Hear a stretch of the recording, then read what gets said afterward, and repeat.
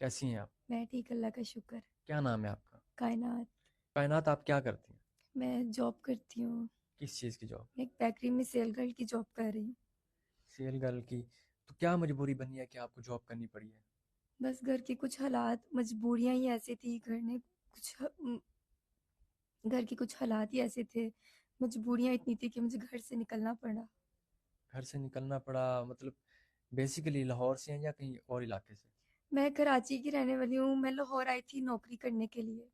कराची इतना बड़ा शहर है, आप लाहौर आइए जॉब जॉब के लिए, वजह क्या बनते, क्या रीज़न है?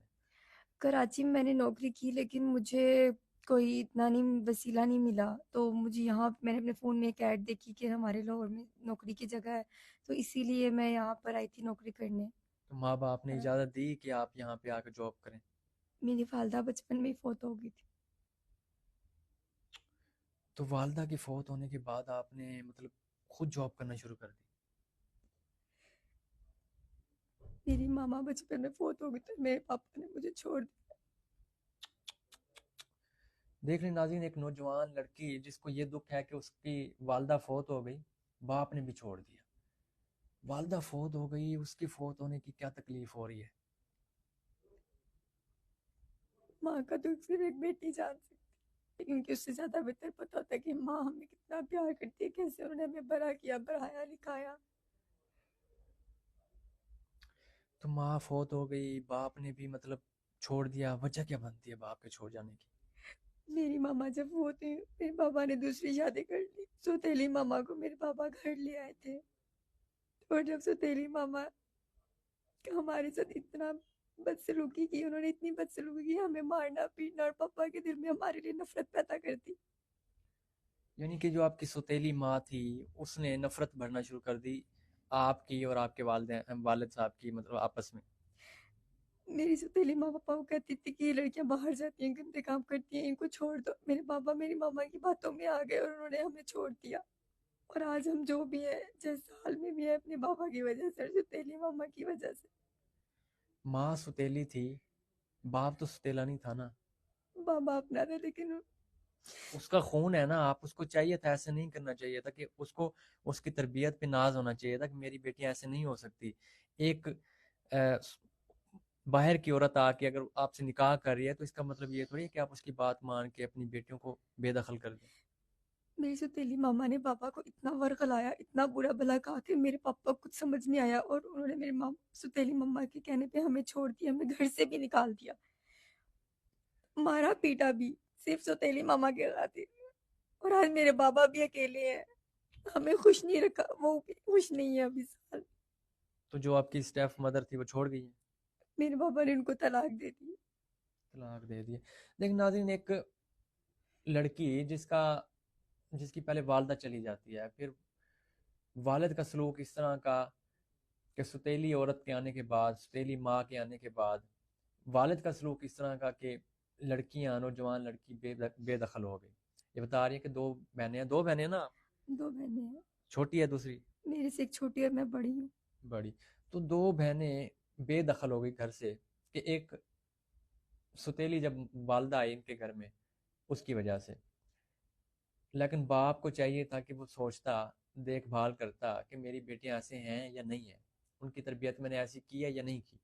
अगर बेटियां ऐसे होती तो उसकी तरबियत पे सवाल उठता। लेकिन उसको अपने ऊपर भी एतबार नहीं था, उन्हें इनको घर से निकाल दिया। कितनी उम्र थी वैसे आपकी जब आपको घर से निकाल दिया? मैं 12 साल की थी जब पापा ने मुझे धक्के मार के निकाला था, मुझे, मेरी छोटी बहन को। धक्के मार के निकाला था बाप ने नौजवान बेटी को, 12 साल की बेटी को? नौजवान ही हुई ना, 12 साल की बेटी को धक्के मार के वो निकाल रहे घर से। खैर अल्लाह ने उसके साथ भी वो मामलात कर दिए। तो अब आपका वालिद जिस हाल में भी है, आप क्या समझती हैं कि आपकी वजह से आप खुश हैं उस चीज़ से कि ना खुश हैं?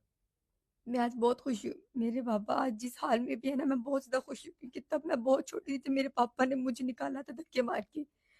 जैसा करोगे वैसा भरोगे, इस दुनिया, मेरे भी पापा को फल मिला इस दुनिया में ही। मेरे पापा ने हमें धक्के मार के निकाला ना, तो उस औरत ने भी मेरे पापा को खुश नहीं रखा। देख ले नाज़रीन, एक बेटी अपने बाप को आज बुरा भला कह रही है। वजह क्या है कि बाप ने मुश्किल वक्त में धक्के मार के निकाला था, बेटियां दरबदर हो गई थी। तो ज़ाहिर सी बात है, जब आज ये नौजवान हैं, आज ये देखते हैं कि हमारे वालिद ने हमारे साथ ऐसे किया था, तो ये खुश हैं। तो यही वजह है कि हमारा माशरा जो है वो तेज़ी से बिगड़ता जा रहा है। हम अपने बच्चों की देखभाल नहीं करते, हमें अपने वालिदैन की कदर करना नहीं आती, हम छोटों पर शफकत करना नहीं सीख रहे। यही सारी चीज़ें हैं जो माशरे को बिगाड़ रही हैं। जब आपके वालिद ने आपको घर से निकाल दिया, आपकी बहन को घर से निकाल दिया, तब आप कहाँ गई? तब मेरी छोटी बहन और मैं अपने मामू के घर रहने लगे। मामू ने हमें पढ़ाया लिखाया और इतना बड़ा किया। मामू का एहसान है हम पर। तो पढ़ाया लिखाया, बड़ा किया। तालीम कितनी है आपकी? मैंने एफए किया हुआ है, 12। एफ ए किया हुआ है अब तक, तो मतलब जिस तरह की आपकी तालीम है, तो आपको अच्छी जॉब मिल जानी चाहिए थी। नौकरियां तो बहुत है, नौकरियां नहीं है, लेकिन वहां पे ना जानवर काम करते हैं, कोई माँ का बेटा नहीं काम करता। बहुत- देख लें, एक तकलीफ, न जाने कहाँ कहाँ पे जॉब के लिए गई होगी, कहाँ कहाँ पे धक्के खाए होंगे, कहाँ कहाँ पे किस तरह के अल्फाज सुने होंगे, वो बर्दाश्त किए थे। आज यहाँ पे आके कैमरे के सामने रो रही है, बता रही है कि दरिंदे लोग रहते हैं यहाँ पे, कोई माँ का बेटा नहीं रहता कि जो हमें जॉब दे सके। सच में लोग इस्तेमाल करते हैं, छोड़ देते हैं। तो अब मतलब कहाँ पे रह रही हो, सिचुएशन क्या है, सारी खुल के बताएं ताकि नाजरीन देखने वाले आपकी मदद कर सकें, आपके साथ ताउन कर सकें। मेरी दोस्त ने मुझे कहा कि मैं तुम्हें कहीं पे जॉब पे लगवा देती हूँ, फिर उसने मुझे बेकरी में जॉब पे लगवाया। वहाँ पे मैं जॉब करने लगी, वहाँ मेरी सिलेक्शन हुई, जॉब की। फिर उसने, मेरी दोस्त ने मुझे, उसकी कॉलेज की कुछ दोस्तें थी, वो रहती थी किसी किराए के घर में।